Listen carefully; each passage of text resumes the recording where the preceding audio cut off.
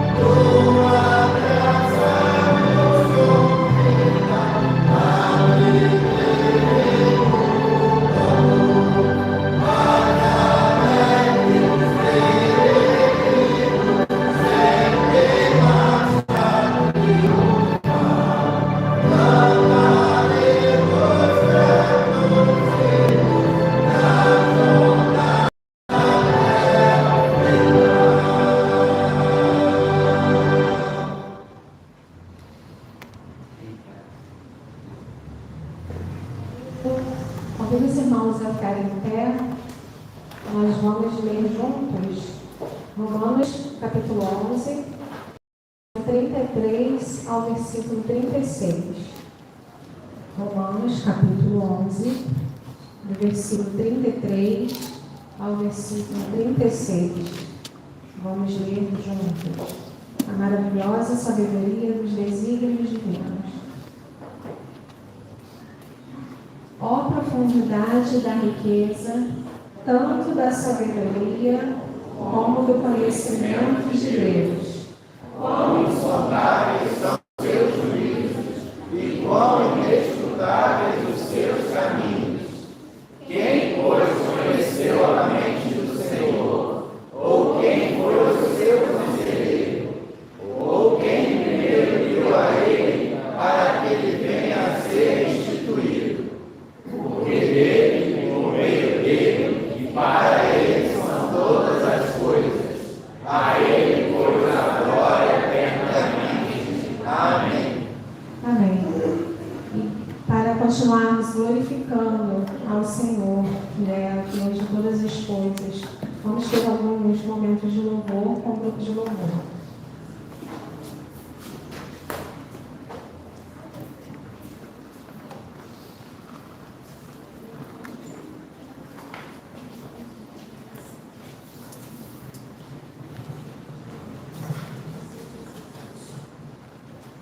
Boa noite, igreja. Graças e paz a todos. Chegou o momento da gente louvar o nosso Deus, glorificar o nome dele. E o canto que nós vamos cantar agora, inclusive eu estava refletindo sobre essa música mais cedo, A gente passa por tanta coisa, dificuldades, angústias, talvez aqui hoje triste, desanimado, ansioso, angustiado. Mas deixa eu te dizer uma coisa. Se hoje você está aqui, é porque Deus cuida de você. Se hoje você está aqui, é porque Ele te ama e Ele te mantém de pé. E uma coisa eu posso ter certeza absoluta. Eu posso te garantir que Deus nunca vai te desamparar. Porque Ele não desampara os seus filhos. Ele te mantém de pé todo santo dia. Assim como Deus manteve a igreja de pé lá atrás, quando a igreja foi perseguida, pelo simples fato de crer no Senhor Jesus. Ele te mantém de pé hoje. Ele te sustenta. E é isso que nós vamos cantar hoje. Amém, igreja? Amém. Vamos louvar o nosso Deus.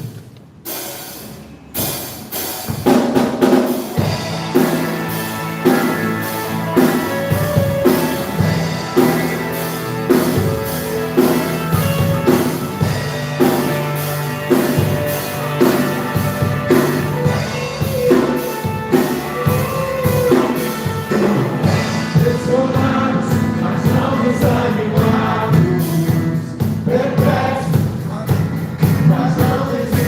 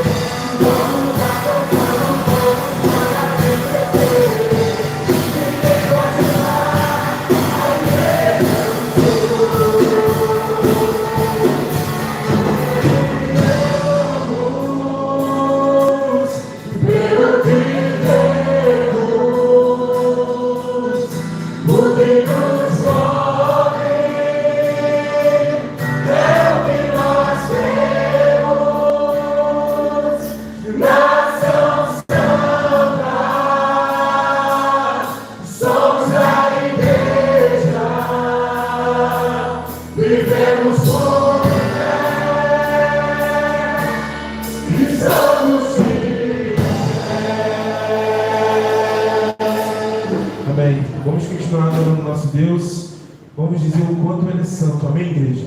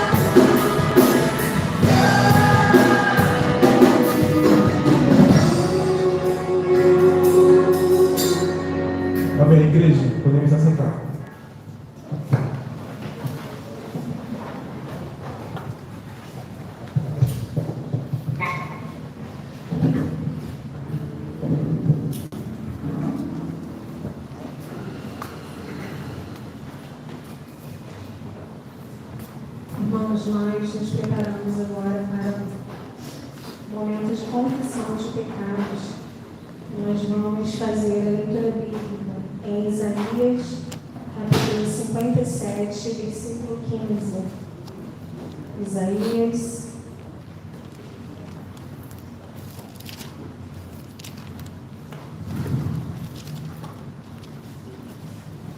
57, 15. E diz assim: porque assim diz o alto, o sublime, que habita a eternidade, o qual tem o nome de santo. Habito no alto e santo lugar, mas habito também com o contrito e abatido de espírito, para vivificar o espírito dos abatidos e vivificar o coração dos contritos.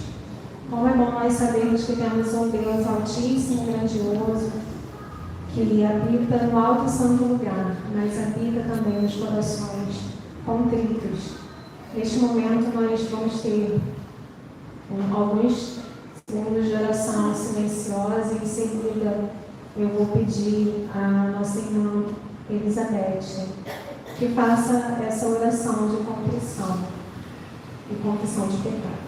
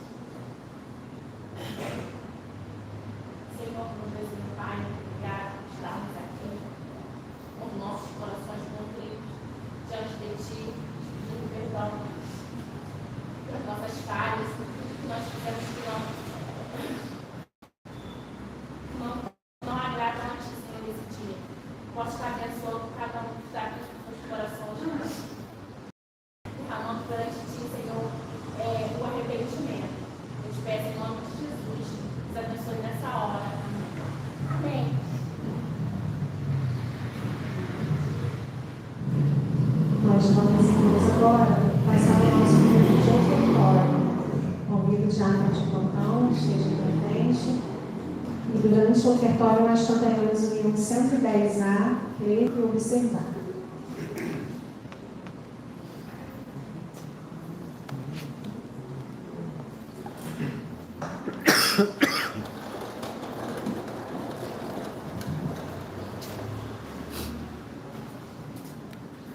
Meus irmãos, vamos nos colocar de pé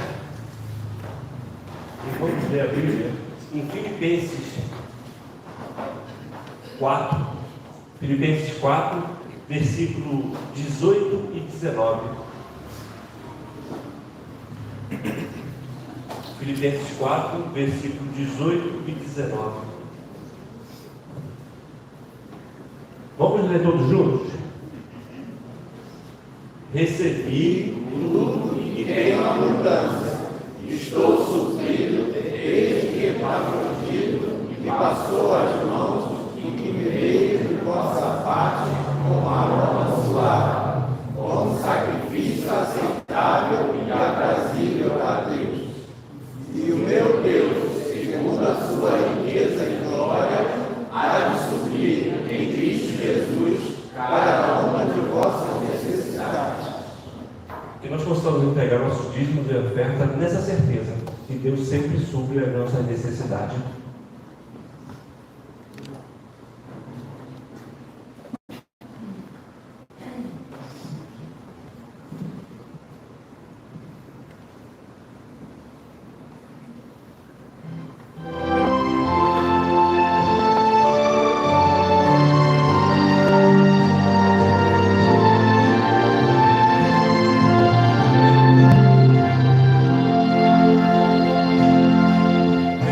Jesus.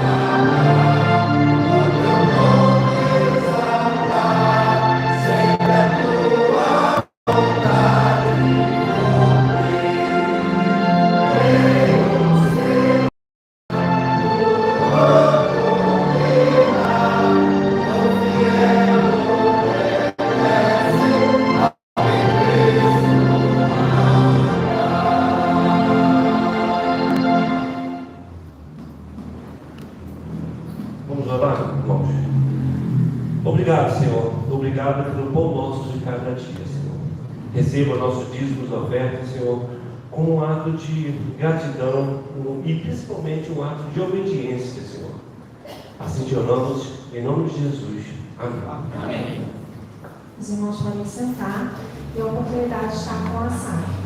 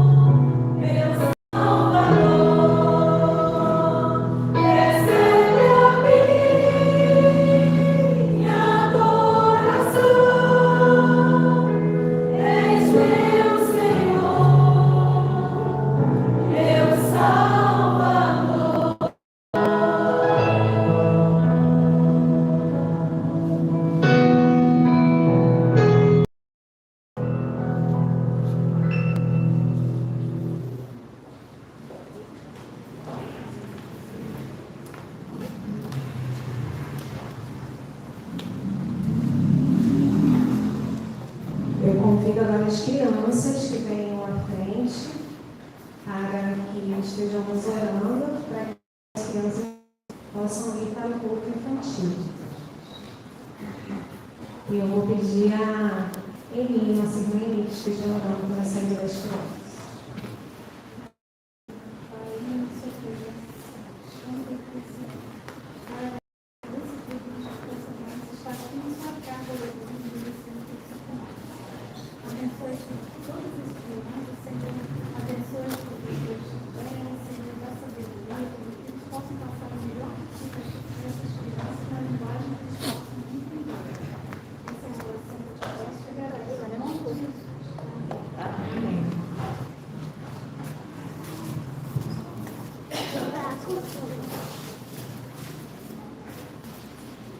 Agora eu estarei fazendo uma participação e com Milan, que agora é a minha dupla.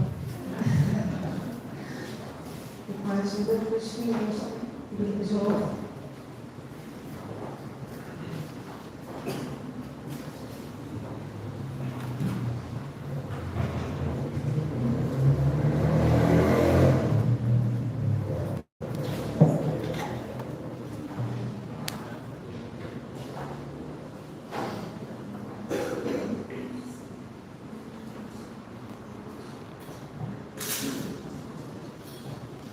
Essa canção, ela fala que nós somos peregrinos, somos filhos de Deus e precisamos nos vestir de nós mesmos, levarmos ao chão a nossa própria glória e ouvirmos a voz do Senhor, ouvirmos aquilo que Ele tem a nos falar, a nos ensinar.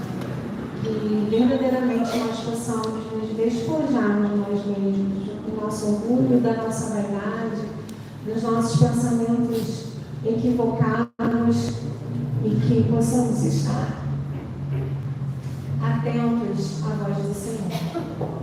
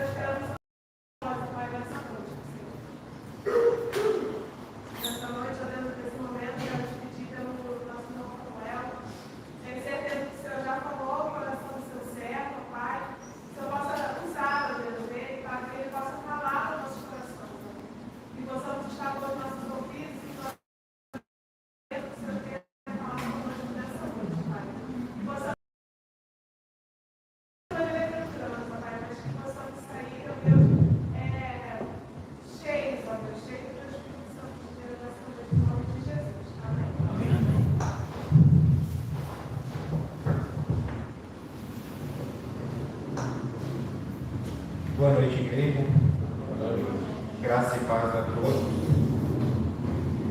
Nós, hoje, podemos dizer assim, o nosso 6º episódio de uma série que nós estamos aprendendo das sete igrejas da Ásia em Apocalipse.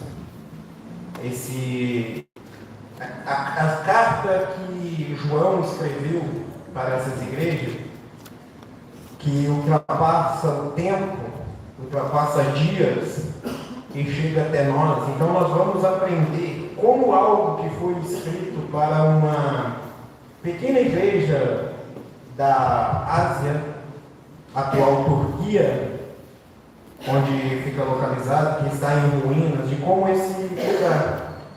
E nós aprendemos que Cristo ele não procura igrejas impressionantes aos olhos do mundo, igrejas de grande estrutura, de grande relevância, mesmo tendo pouca força, ele procura igrejas que permanecem fiéis, mesmo igrejas que têm pouca força, fiéis à palavra. E essa é uma mensagem enviada da Delta, a sexta das 7 cartas. Ao longo desta série, se você esteve conosco nos últimos domingos, onde nós aprendemos sobre uma igreja que perdeu o seu primeiro amor, que ela fazia as coisas, que ela tinha suas atitudes, mas ela havia perdido o que realmente era o primeiro amor. É a igreja de Éfeso. Uma igreja que era fiel em meio ao sofrimento. De todas essas 7 igrejas, apenas 2 vai ter elogio. Que é a igreja de Esmirna, que ela manteve fiel em meio ao sofrimento.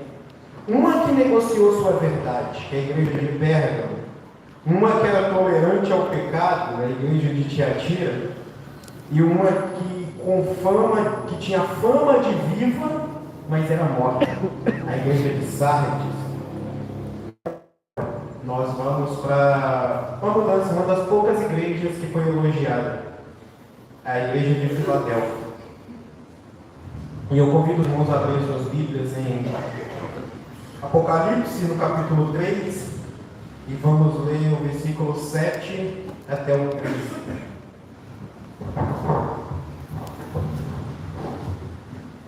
Apocalipse, capítulo 3, versículo 7 a 13. Leiamos. Eu leio, os irmãos acompanham. Ao anjo da igreja em Filadélfia escreve: estas coisas diz o santo, o verdadeiro, aquele que tem a chave de Davi, que abre e ninguém fechará, e que fecha e ninguém abrirá. Conheço as tuas obras.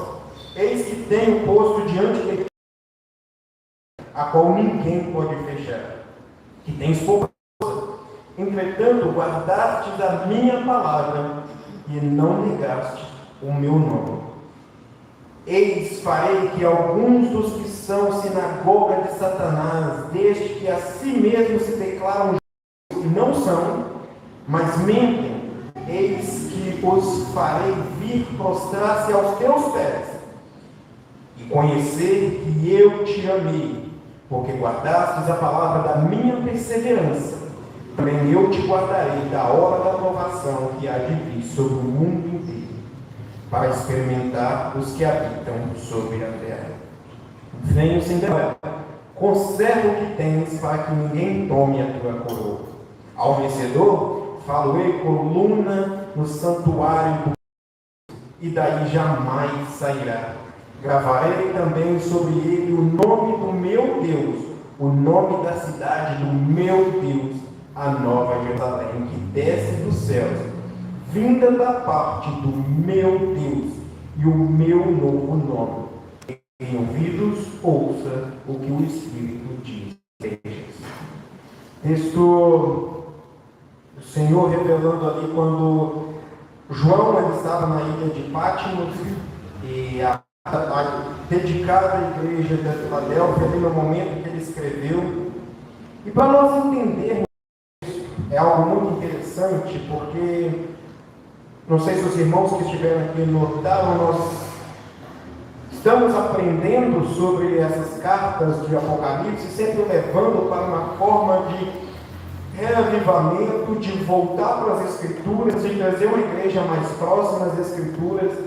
E uma das coisas importantes de quando nós aprendemos sobre avivamento, nós aprendemos sobre a volta para a Escritura, a dominar a Escritura, a ler a palavra do Senhor, existe uma coisa que nós chamamos de exegese, que é você pegar o texto no contexto que ele foi escrito e aplicar no contexto que nós vivemos hoje.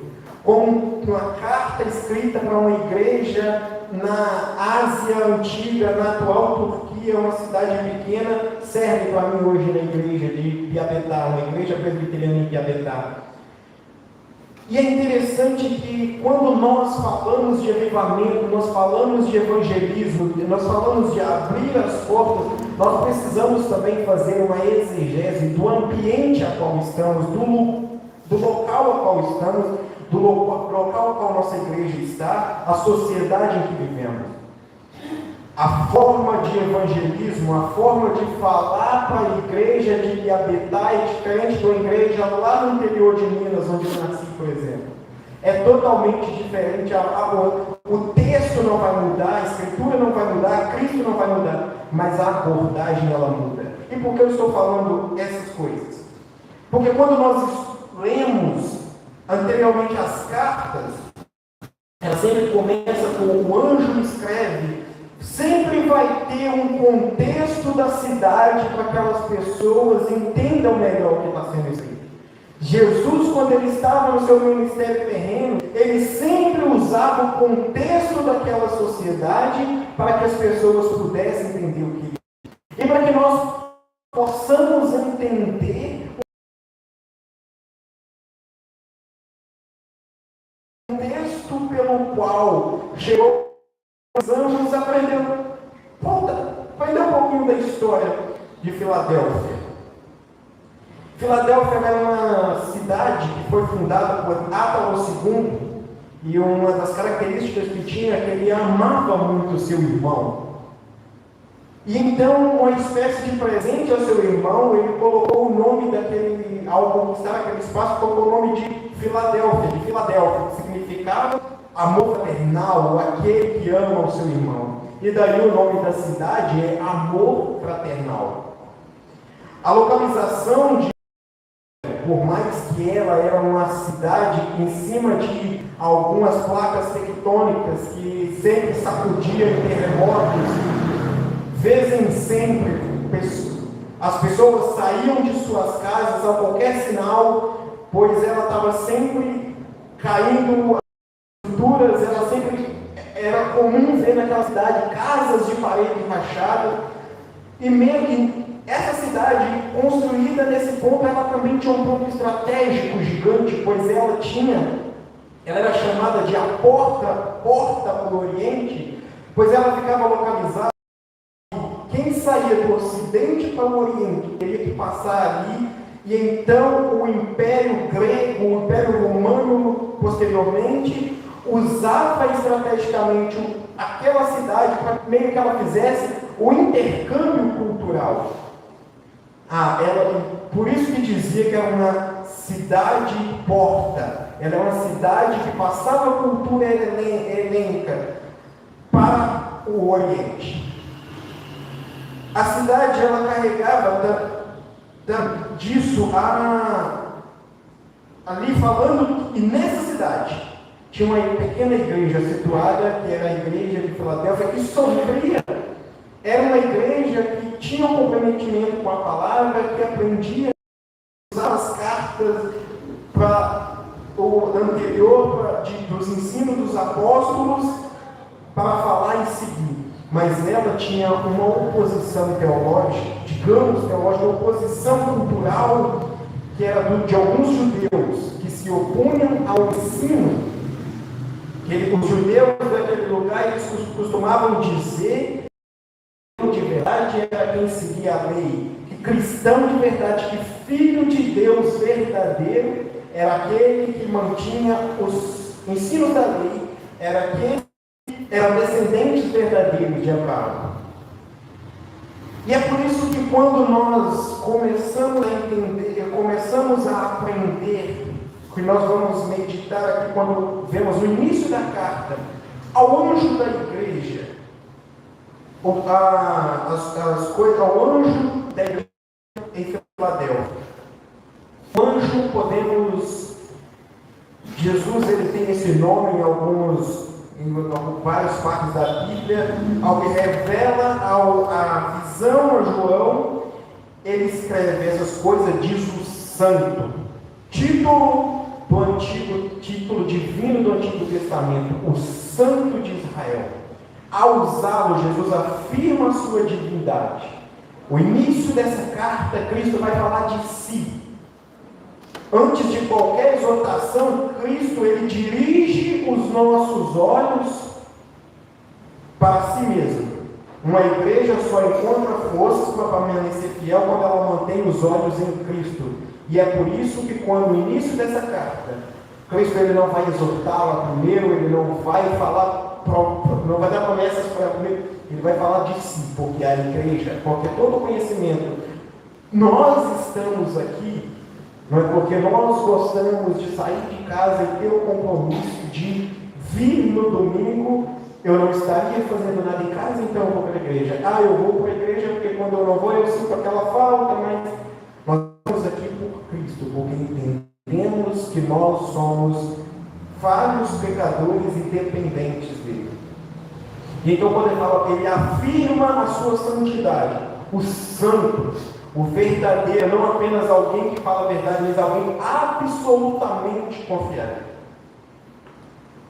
A chave, aquele que tem a chave de Davi, é muito interessante porque quando nós voltamos para o que os judeus confrontavam aquele povo, para dizer quem é judeu de verdade, quem é servo de verdade, quem é filho de verdade, aquele descendente de Abraão, descendente de Davi. E aqui a revelação de Cristo está se remetendo a Isaías 22, que conta a história de Eliaquim, posso estar fugindo do nome, que era um mordomo da casa de Davi, e ele dava autoridade para as pessoas entrar, para as pessoas saírem. Ele recebeu essa chave. Jesus está se colocando aqui como não é por culto, não tem que ninguém limitar quem entra, quem sai. Eu sou aquele, o verdadeiro, o santo, o único que tem a chave de Davi, e quem abre, ele está começando a dizer para a igreja, ele diz para aquela igreja no início, essas coisas, eu, santo, estou dizendo, que essa limitação de que colocam que existe uma certa cultura, que tem que ter um certo sangue, que tem que ter uma certa teologia, que tem que ter um certo nome, que tem que ter um certo conhecimento de teologia, que tem que ter um conhecimento absurdo, para fazer parte, ele está dizendo, que digo quem entra e quem sai. É Cristo que diz quem entra e quem sai. Filadélfia, que no início eu falei assim, antes, que tinha o acesso interior, Jesus usa a imagem para ensinar que a realidade ali era menor, da cidade era menor, mas Cristo daquela igreja era o maior de todos. A nossa igreja pode ser uma igreja que, se nós formos em outros lugares, em outras cidades, até em outras igrejas do nosso bairro, nós podemos olhar e pensar, nossa, essa igreja está tão cheia, e eu vou na minha igreja e na maioria das vezes está vazia. Mas o que Cristo está dizendo aqui, o que importa é uma igreja cheia de Cristo. Não uma igreja cheia de volume de pessoas. Óbvio que é importante, a partir do momento que nós somos fiéis à palavra, nós pregamos a verdade, Cristo pode agir. Mas o motivo principal que nós devemos pensar é se a nossa igreja está cheia de Cristo, se a nossa igreja está firmada nele. Uma porta aberta, mesmo com pouca força. Jesus disse no versículo 8, eu conheço, na revelação, conheço as tuas obras. Ele começa dizendo, essa expressão revela a sua onisciência, ele vai dizer que ele conhece o trabalho silencioso daquela igreja. Ele não vai dizer, eu conheço a sua estrutura, eu conheço o seu tamanho, a cor da sua igreja é muito bonita, o som é impecável, o grupo de louvor grava vídeos no YouTube e divulga para todo mundo. O Spotify, o grupo de louvor dessa igreja está no top 1 do Spotify. Ele não vai falar isso, ele diz que eu conheço as tuas obras, aquilo que ele vê. As orações feitas em segredo, as lágrimas que ninguém viu, as lutas que ninguém percebe. Filadélfia, ela não era uma igreja famosa. Ela não era uma igreja rica, como Laodiceia era. Ela não era... Provavelmente ela passava despercebida nesse ano. Vai e vem das pessoas indo do Oriente para o Ocidente, e vice-versa.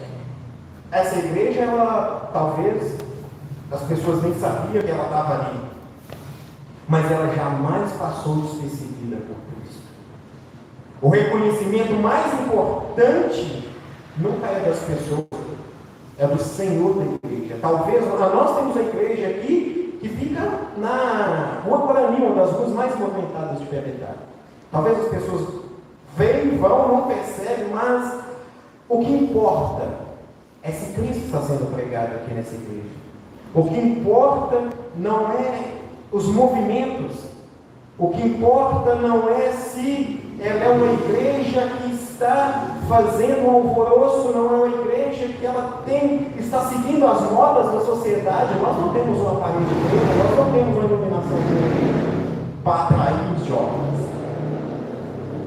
O que importa é se nós estamos pregando a palavra. O que importa é se nós estamos pregando quem é Cristo de verdade. Muitas pessoas sabem, muitas pessoas falam, eu sei quem é Cristo. Mas ver o Cristo verdadeiro bíblico, aquele que a intimidade com Ele, de falar com Ele, de conversar com Ele, essa é a pergunta que nós temos que fazer. Quando vemos aqui, tendes pouca força, entretanto guardastes a minha palavra e não negastes o meu nome. Cristo, ele não está ignorando a realidade que aquela igreja é pequena. E ele sabe das limitações da igreja, ele sabe das limitações nossas como seres humanos. Ele nunca nega isso, ele sabe a minha capacidade financeira, ele sabe o que eu faço. E ele nem repreende a fraqueza daquela igreja. Ele diz, eu conheço as. E então ele vai dizer antes de... vai falar, eu deixo diante de ti uma porta aberta, qual ninguém pode fechar. E aqui nós podemos voltar para que a cidade que era uma porta. E então, muitas pessoas usam esse texto de uma forma mal interpretada para dizer uma oportunidade de prosperidade pessoal, mas a ligação que nós vimos na introdução de que é uma cidade porta, Cristo usa essa localidade para dizer para eles, eu deixo a porta aberta, a porta do evangelismo. E a importância da estratégia, se aquele lugar é local de, vamos dizer, de um missionário de cultura grega, Jesus fala, vou usar vocês para missões do Evangelho. E nós vivemos num país de portas abertas para missões, para evangelizar. O brasileiro que fala que sofre perseguição religiosa, desculpa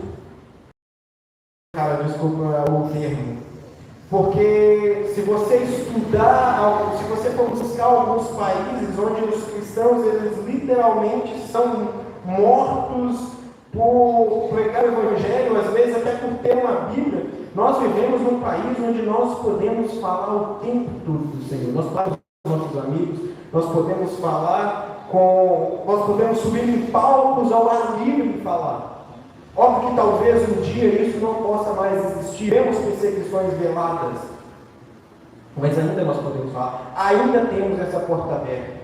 Nós temos redes sociais onde nós podemos pegar um versículo e colocar no story do Instagram, fazer um repost de qualquer coisa, e esse versículo vai chegar em outro continente, vai chegar em lugares onde é só ter uma rede de internet. Nós temos essa porta aberta e nós precisamos usar com estratégia as portas abertas que nós temos, porque Cristo ele está elogiando uma igreja pequena, saudável, mas ele não nega que por ela ser pequena, ela tem que se contentar em dizer: sou pequena, o importante é qualidade do que quantidade, vou ficar aqui no meu cantinho, como eu sou uma igreja pequena, eu sou uma igreja pobre, o meu dízimo é pouco, eu não vou me importar em plantar outras igrejas. Talvez tem um interior onde as pessoas nunca ouviram falar de Cristo, ou talvez tenha uma igreja com uma teologia fraca, onde ela tem uma boa estratégia, onde nós possamos plantar uma igreja ali. Não, eu vou ficar aqui porque eu tenho uma boa teologia, eu estudei muito para ficar passando dor de cabeça e tendo que evangelizar na rua. Eu fiz o seminário tal, eu fiz doutorado fora, eu não vou ficar passando dor de cabeça para ensinar escola bíblica dominical para quem não sabe de nada, para quem muitas bestas, para quem... não, eu sou mais intelectual do que isso. Eu não vou plantar igreja porque eu já ganho pouco na minha igreja, o dízimo já entra pouco, porque eu vou ficar distribuindo com outras. Porque eu vou ficar gastando o que eu poderia estar comprando um som melhor para a minha igreja, ou que eu poderia estar pintando melhor a minha igreja. Uma das missões a principal que ele deixou: ide e pregai o Evangelho a toda criatura. Ter um templo confortável é muito bom, ter um som que nós estamos orando a Deus para melhorar o nosso é excelente, é muito bom, faz parte. Mas o principal de uma igreja é pregar o Senhor, o principal da igreja é ser firme no que está escrito aqui, é Cristo. É por isso que quando ele começa a escrever essa carta, porque uma igreja que esquece Cristo, ela esquece a verdadeira raiz que é a palavra. Quando o João Calvino ele dizia que uma igreja reformada ela sempre deve estar se reformando, não é porque a Bíblia muda, mas é porque nós vamos afastando da Bíblia, e a reforma sempre foi uma maneira de voltar para a Bíblia. Com a mudança da sociedade, com a mudança de governos, com a mudança de todas as coisas do nosso dia, nós tendemos a caminhar junto com a cultura e esquecer da Bíblia, esquecer de Cristo. E é por isso que nós precisamos reformar, voltar à reforma, estar sempre se reformando, porque a reforma é uma maneira de dizer: calma aí, acho que eu já acompanhei a cultura demais, vou voltar para a Bíblia. Eu nunca deveria ter saído da Bíblia para acompanhar a cultura. Tendes pouca força, entretanto, guardastes a minha palavra e não negastes o meu nome.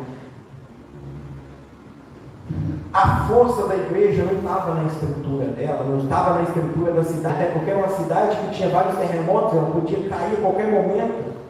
Por isso que é importante se apegar a Cristo, porque se o templo caísse, o povo iria se manter, e a estrutura principal se manteria, Cristo. Essa palavra de guardar a palavra significa obedecer e permanecer firme nela. Permitir que ela governe nossa vida. Estar firme, não abandonar. E guardastes a minha palavra e não negastes o meu nome. Sempre se colocando, independente daqueles ataques que eles tinham ali, de pessoas, dos judeus que diziam que eles eram apenas uma seita maluca. Eles guardou e disseram: não, daqui nós não saímos. Eles resistiram. Guardar a palavra e não negar o nome são as duas faces da mesma fidelidade. Guardar a palavra de Deus e não negar quem Ele é.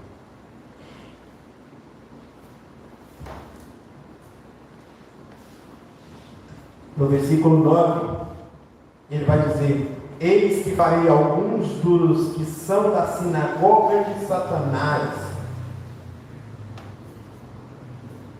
Uma igreja fiel, irmãos, ela não é uma igreja sem conflito. E muitas vezes uma igreja que tem conflitos não significa também que é uma igreja que está perdida. Em todos os lugares, até o mesmo Jesus, havia aquelas pessoas que tentavam se opor a ele, no seu ministério. Quanto mais fiel uma igreja é a palavra de Deus, tentar fazer as coisas corretas dentro da palavra de Deus, é o que Cristo vai dizer lá nas bem-aventuranças, nas últimas bem-aventuranças, eles vão falar que por causa do meu nome sereis perseguidos. Cristo, ele nunca prometeu para nós uma vida de coisas boas, ele nunca prometeu que o principal da vida cristã seria carro, casa, vida sem sofrimento. Ele pode nos dar essas coisas. Ele pode nos dar uma vida tranquila, uma vida calma, sem preocupar com o dinheiro, comprar um hambúrguer hoje depois de chegar no culto, sem eu precisar fazer cálculo se aquilo vai estragar o meu financeiro do mês.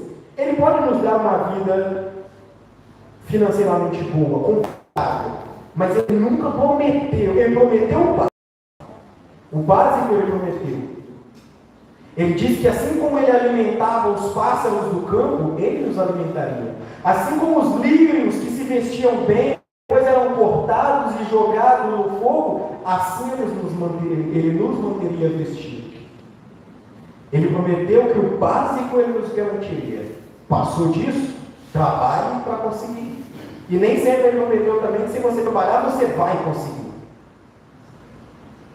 Mas ele promete estar conosco todos os dias. Isso é mais importante do que qualquer coisa. Se você tem uma intimidade verdadeira com Cristo, se você sabe realmente quem Cristo é, você sabe o quão é vantajoso ter Cristo além de qualquer outra coisa na sua vida. Você vê o quanto é vantajoso. Você pode estar naquele ônibus lotado, descendo para a Barra da Tijuca para trabalhar no calor de novembro de 40 graus. E você vai estar tranquilo, porque você fala, eu tenho Cristo e Ele é o maior na minha vida. Ainda que eu nunca consiga comprar um carro, ainda que eu pegue esse ônibus todos os dias da minha vida, até o fim da minha vida, eu permanecerei fiel nele, porque Ele é mais importante. E lá na frente eu terei o meu galardão.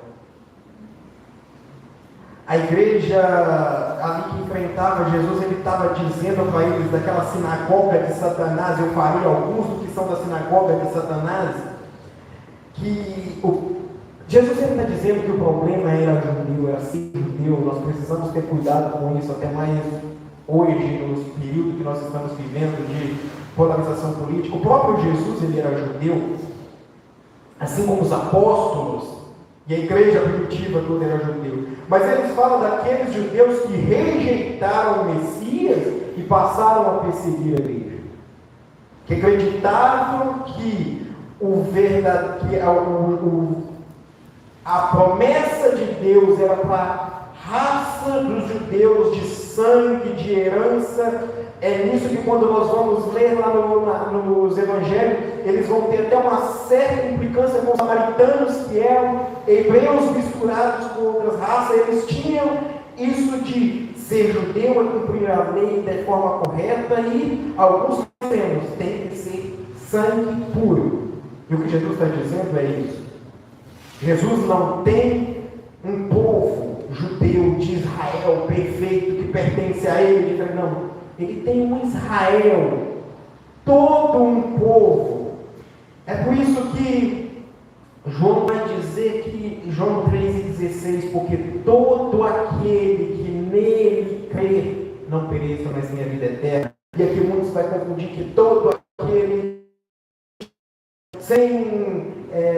todo mundo, literalmente, não, ele está falando aqui, todo, sem distinção de raça, de lugar, de altura, de cor, de idioma. Jesus, ele tem um Israel, um povo em todos os lugares do mundo. O Israel de Deus tem no Brasil, tem na Argentina, tem na Alemanha, tem nos Estados Unidos. O Israel de Deus está em todos os lugares.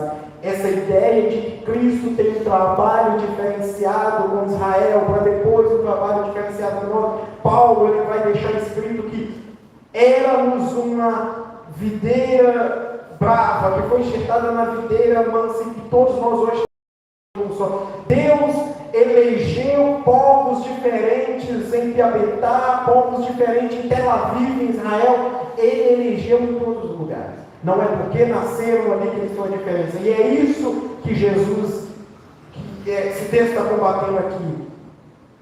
De que ele está afirmando que o verdadeiro povo de Deus era aquele que guardava a sua palavra. O verdadeiro Israel de Deus era aquele que reconhecia ele como Rei e Salvador. O judeu não era como aquele que Paulo dizia, que rejeitaram o Messias e passaram a perseguir o cristão, que denunciava as autoridades romanas. O judeu era aquele que cria que Cristo era o rei. Assim como as profecias do passado iam dizer que o rei viria, e esse rei era Cristo, eles não entenderam. O Evangelho de Mateus, escrito por Mateus, ele vai sempre remeter às profecias do Antigo Testamento, para dizer, porque quando nós pegamos os eles vão ter uma certa diferença de para onde ele é indicado. O Evangelho escrito por Mateus era muito indicado para os judeus, então ele sempre vai querer dizer para os judeus: olha aqui, esse cara era o rei que vocês esperaram, era esse que vocês crucificaram. E é a crítica de coisa que é a sinagoga de Satanás, que ele fala desses que se declaram judeus, mas não são, mentem, e eis que os farei vir e prostrar-te aos seus pés. Hoje nós temos, no nosso século 21, sinagogas de Satanás, aqueles que vão dizer que só existe salvação neste lugar, que só existe só sendo dessa classe, só sabendo essa teologia específica, você vai ser salvo, você vai encontrar. É a primeira maneira para você identificar uma seita. Quer identificar uma seita? Exclusivismo. É só aqui que você vai ser salvo. É só aqui que a verdade é pregada. Cristo, ele está dizendo que faria prostrar-se aos teus pés. E ele não está dizendo que precisa de vingança. O próprio Senhor iria defender o seu povo, seja pela conversão dos perseguidores, como aconteceu com Paulo. Paulo foi um dos maiores exemplos de vir e prostrar. Paulo era um perseguidor e ele reconheceu a Cristo, passou pelas experiências ali, teve experiências traumáticas em toda a sua vida e morreu defendendo esse Cristo que ele um dia perseguiu. Como eu disse, Jesus, ele não promete, ele fala, prostrar-se aos seus pés e conhecer que eu te amei. E ele não está prometendo a riqueza, ele não promete o poder político, como algumas igrejas tinham influência política, ele não prometeu o fim imediato da perseguição. Eles saberão que eu te amei. Isso é para nós. Ele não promete para nós que nós vamos ser ricos, que vamos ser famosos. Ele não promete que a nossa igreja vai ser a referência de igreja presbiteriana no Brasil. Ele não promete que nós vamos ser a igreja que mais planta igrejas na redondeza. Ele promete o que? Nós saberemos que Ele nos ama. E o fato de nós sabermos que Ele nos ama, talvez seja sair vários missionários, várias igrejas plantadas, ter pessoas aqui comprometidas, sair vários teólogos, vários pastores, várias pessoas que se ajudam, pessoas que vivam como a igreja primitiva vivia, que mesmo que acabe, que passe, nós permaneceremos, ensinaremos, estaremos juntos, como foi no período da pandemia, onde nós não podíamos estar nesse templo, mas estávamos mesmo que online, conversando, aprendendo. E estamos aqui entendendo que o Senhor nos ama e que nós possamos cada vez mais incentivar isso. Essa ideia de que nós aprendemos ali, que eles procuravam manter firmes em Cristo, independente de estrutura gigantesca que eles tinham, porque eles não sabiam até quando aquele tempo duraria, eles não sabiam quando viria alguma perseguição, então eles não tinham entre si.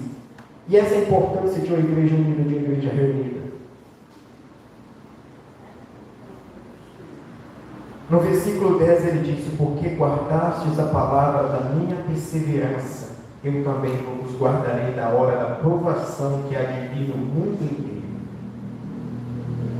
Se percebermos a ordem desse texto, primeiro vem a fidelidade da igreja a Cristo, depois vem a preservação de Jesus e a perseverança de Cristo nunca é independente da graça de Deus. Nós perseveramos porque Cristo nos sustenta.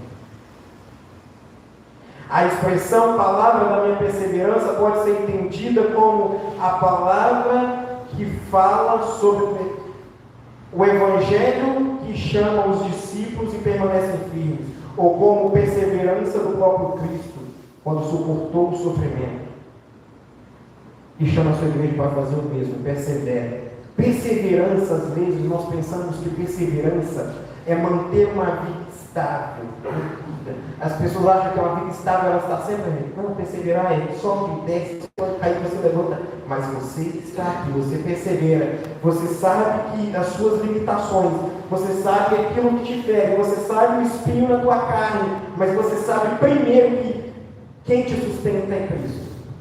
Perseverança é entender que mesmo nos altos e baixos, eu tenho em quem me agarrar, eu tenho em quem segurar, eu tenho a quem buscar.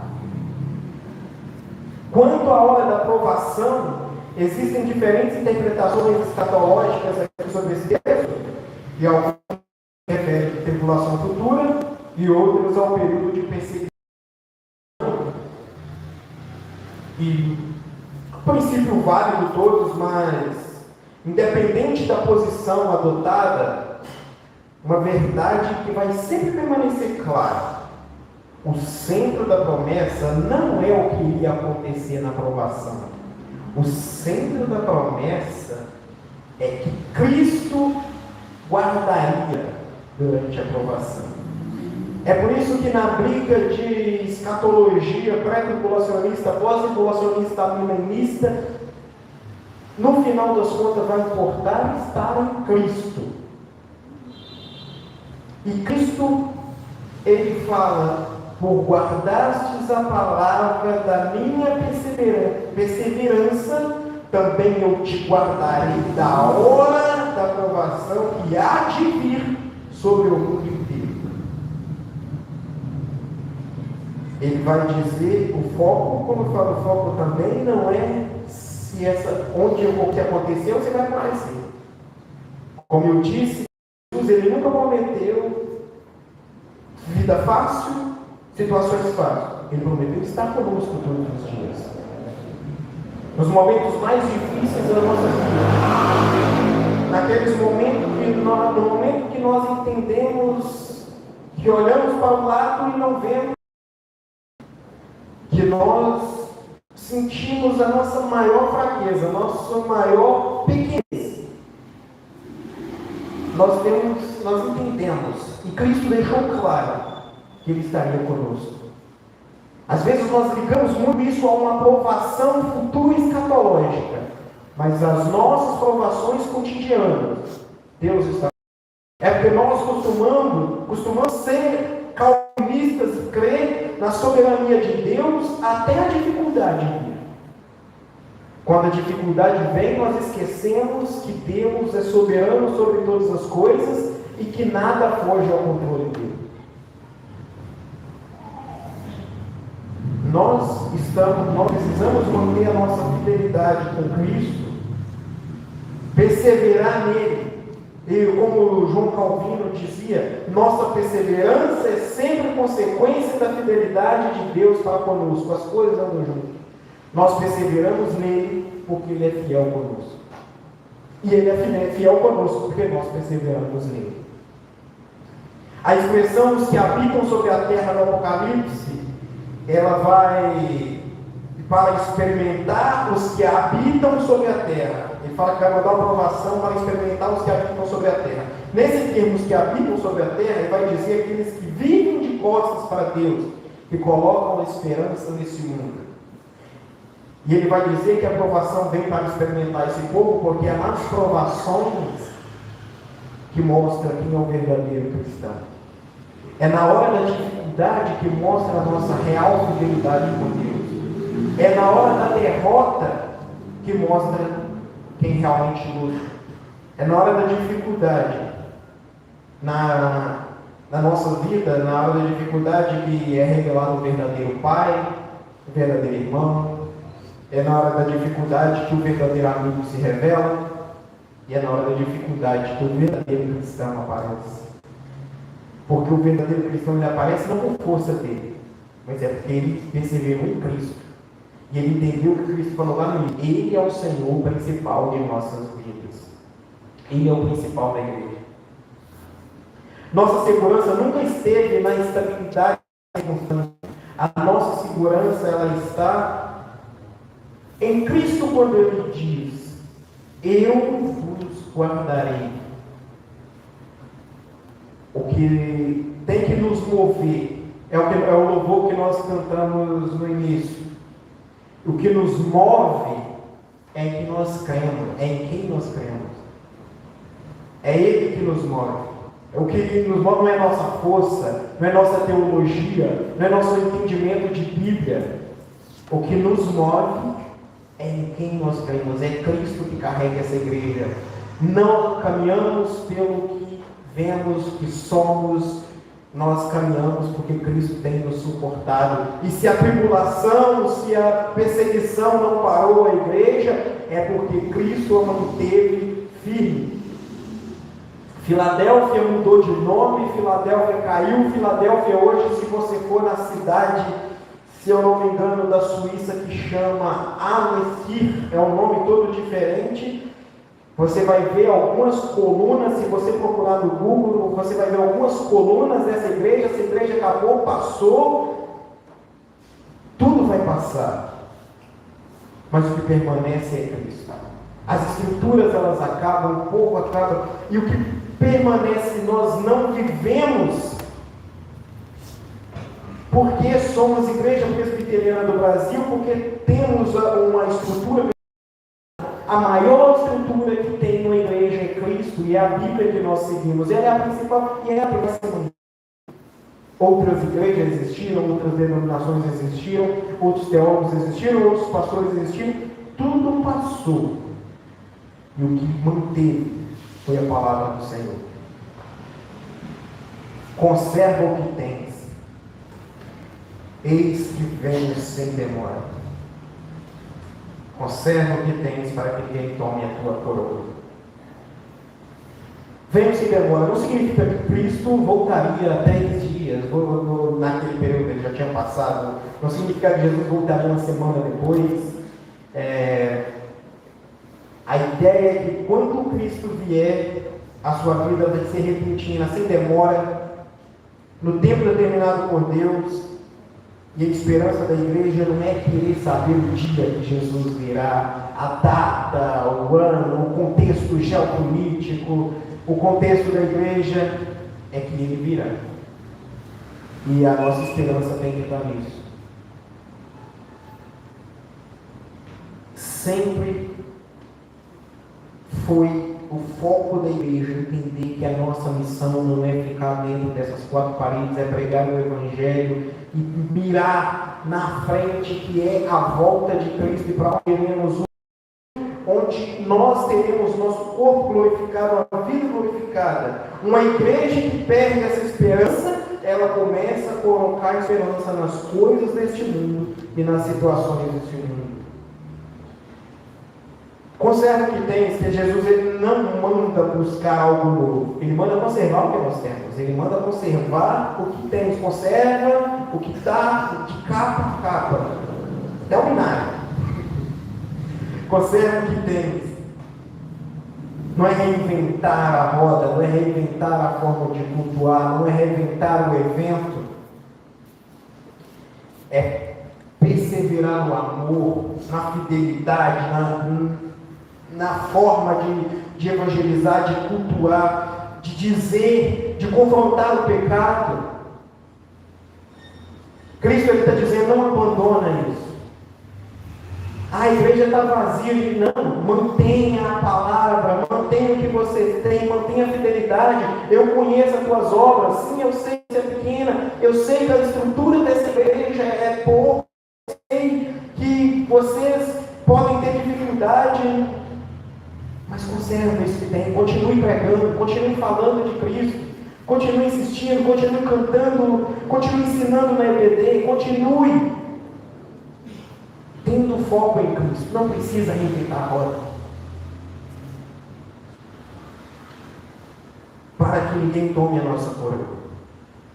A coroa aqui, no tempo grego, não é a coroa de rei, é aquela coroa que tinha que os vencedores das Olimpíadas, aquele coroa de ramo que eles usavam.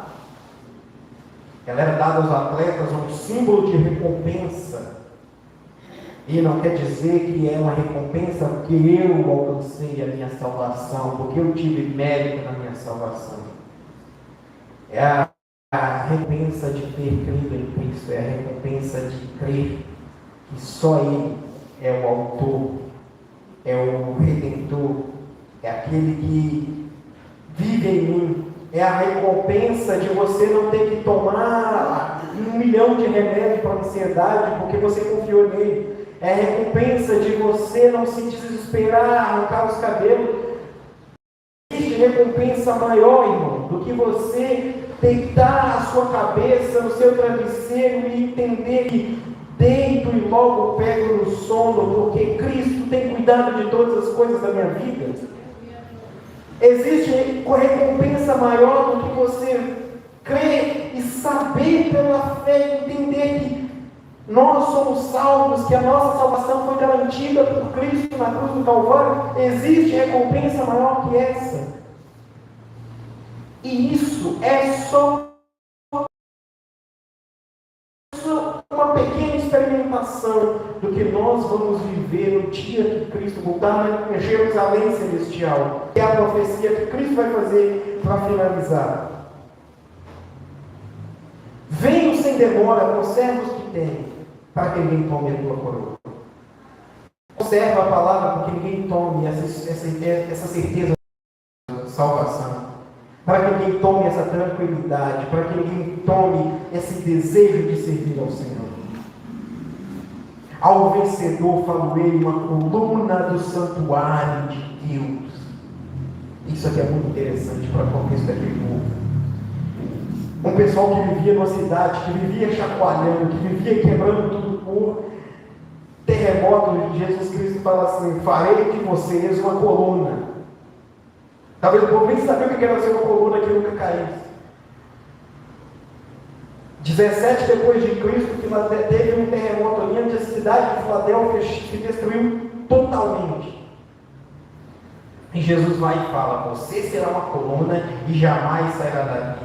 Essa é uma promessa de firmeza, de estabilidade, de permanência absoluta.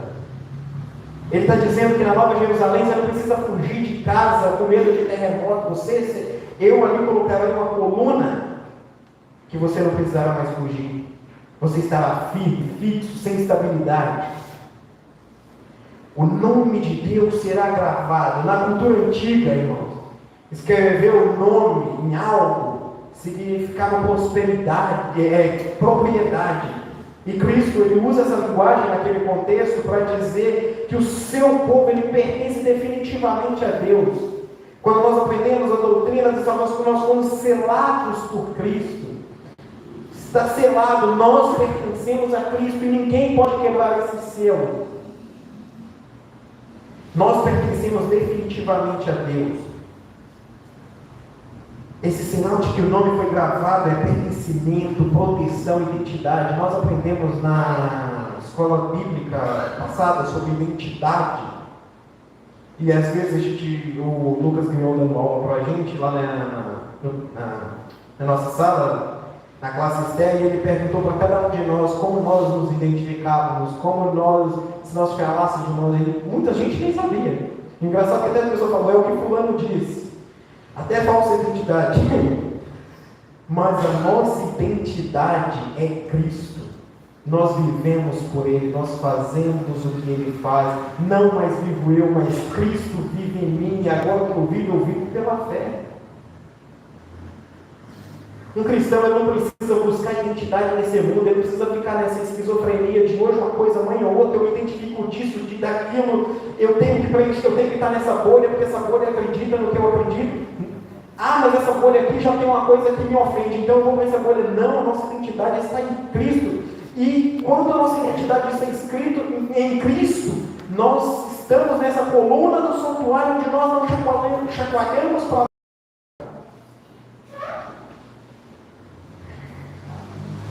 Filadélfia mudou o nome diversas vezes, que eu falei anteriormente. E Cristo ele fala da Nova Jerusalém. Como diversas vezes na nossa cidade muda governantes, muda nome dos ambientes, muda a cor das estruturas, muda a forma de vir, muda a forma de ensino. Mas a nossa verdadeira pátria, o nosso verdadeiro templo, a nossa verdadeira igreja, a nossa verdadeira Filadélfia e a nossa verdadeira Jardim das Oliveiras, ela não é essa. A nossa verdadeira existência, o nosso verdadeiro ambiente, o nosso verdadeiro lugar é a Nova Jerusalém. Cidade onde em Hebreus 11 vai dizer uma cidade cujo arquiteto e construtor é Deus. É uma cidade sem defeito. Nesse mundo com nós pecaminosos, nesse mundo deturpado pelo pecado, nós podemos chegar a alguns lugares e falar, nossa, como isso é bonito. Se nós podemos comer algo e falar, nossa, como isso é gostoso.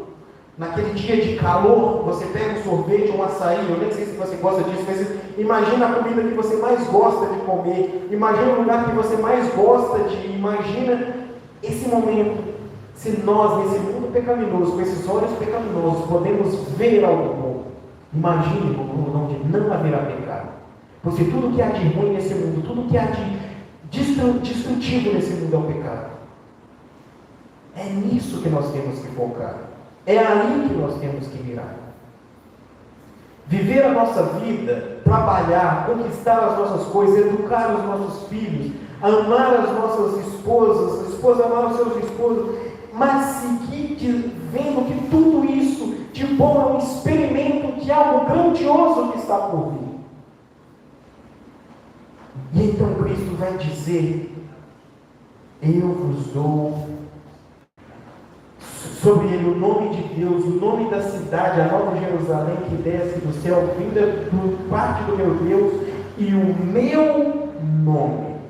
Naquele contexto de Roma, dar o nome a alguém era uma coisa extremamente importante, porque dar o nome mostrava que você estava passando a sua herança, que você estava falando que aquela pessoa tinha o que era teu.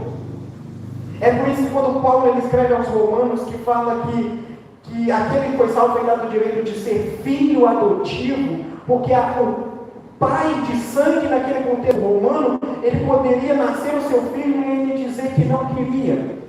Mas se ele o adotasse, ele tinha um compromisso de dar a ele o seu nome, de dar a ele a herança, de passar para ele as suas posses.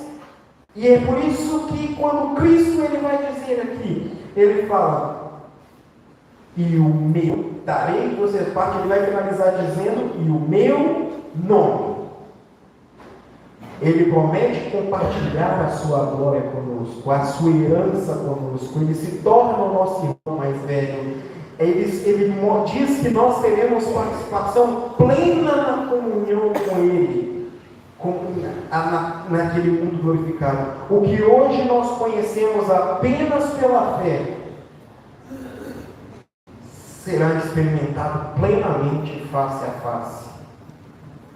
Se hoje nós vivemos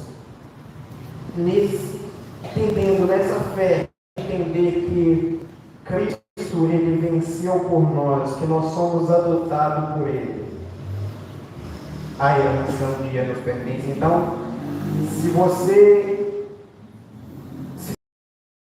será que eu vou morrer sendo pobre? Será que eu vou morrer sem realizar o meu sonho? Não se preocupa não.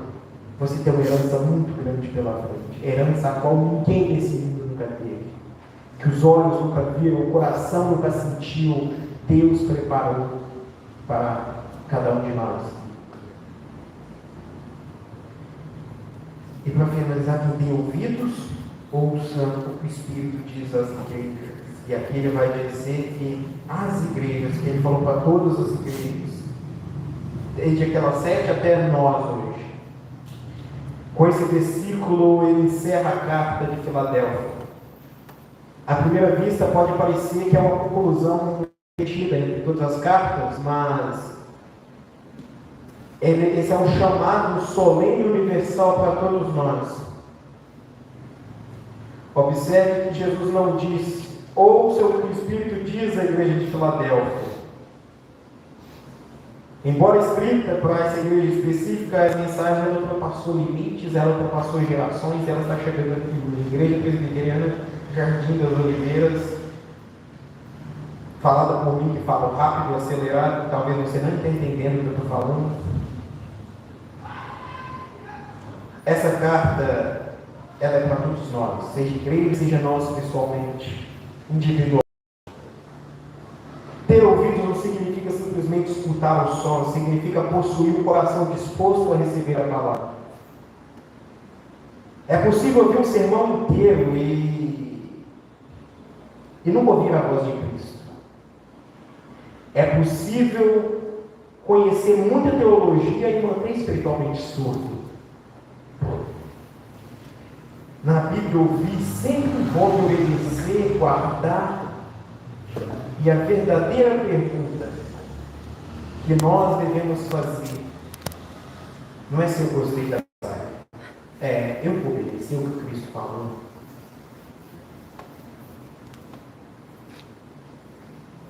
A conclusão que nós trazemos para a nossa vida, a aplicação para nossos dias,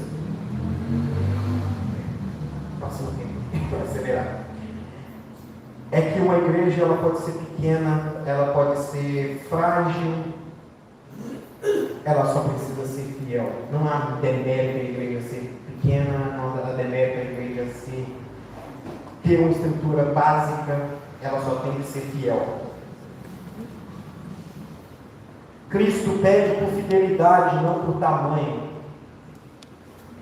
Nós vivemos em dias que as igrejas medem seu sucesso por números, e Cristo nunca perguntou para Filadélfia quantos membros ela tinha. Ele só disse, se ele fizesse pergunta: vocês guardam as palavras, a minha palavra? E se ele chegasse para nós hoje, ele não ia perguntar quantos membros temos registrados, ele não ia perguntar quantas pessoas vêm na IBD, ele só ia perguntar: vocês estão guardando as minhas palavras? Vocês permanecem fiéis?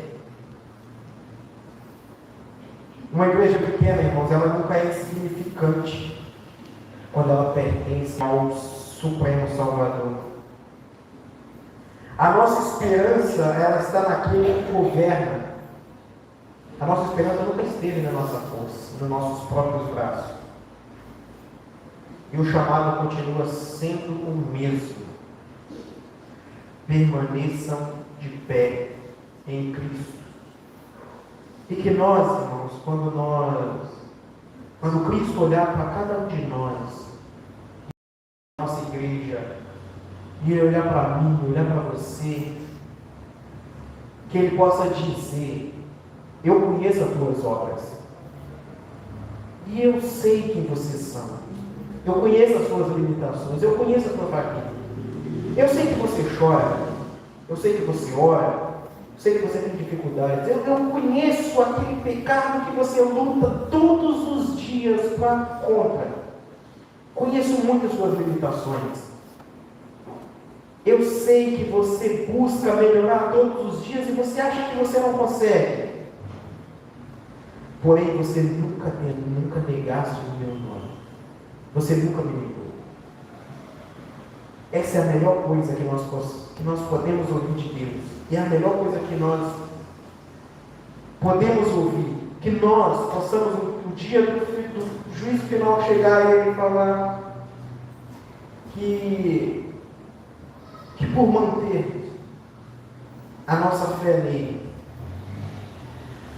Ele vai dizer: não negaste o meu nome, que eu conheço.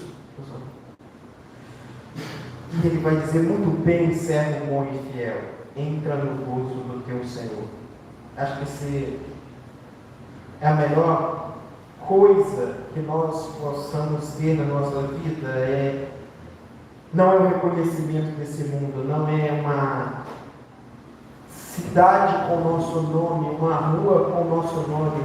A cidade de Filadélfia foi dado esse nome por amor de irmão com irmão.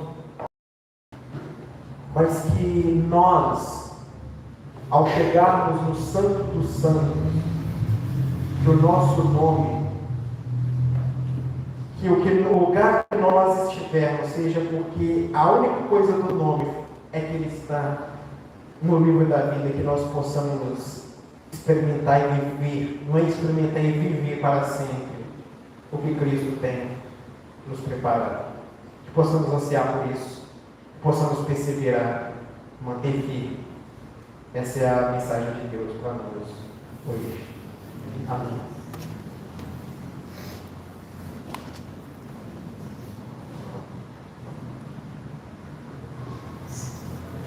Deus continue abençoando a vida do nosso irmão Manuel, usando para a honra e glória do Senhor Jesus.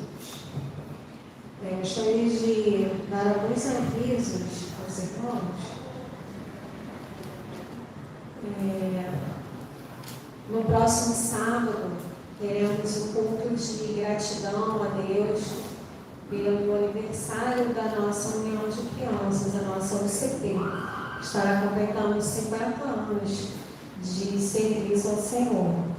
Então, nós convidamos a todos que estejam aqui no próximo sábado, às 18 horas. Tragam visitantes, convidem pessoas que já participaram de alguma forma desse trabalho, para que juntos possamos celebrar com as nossas crianças.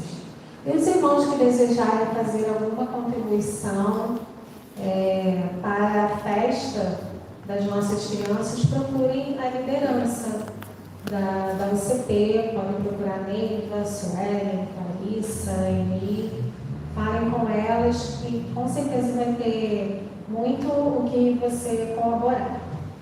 E hoje, após o culto, cantina da nossa UCP, da nossa União de Crianças. Então vamos lá, porque isso também é uma forma de ajudá-los. Temos culto durante a semana, na terça-feira, culto de oração, às 19h30, e na quinta-feira, estudo bíblico, também às 19h30. Queremos agradecer a presença dos nossos visitantes, sempre que tenham se sentido bem aqui, e que Deus abençoe grandemente a vida de cada um que estiveram nos visitando. Você que é membro da igreja, se estiver perto de algum visitante, cumprimente, para que ele se sinta bem recebido. Convido os irmãos a ficar. Nós vamos entoar o hino de número 368, Despedida. Depois o pastor vai estar aqui à frente, fazendo a oração final e pecando a bênção. Em seguida, o trio secreto.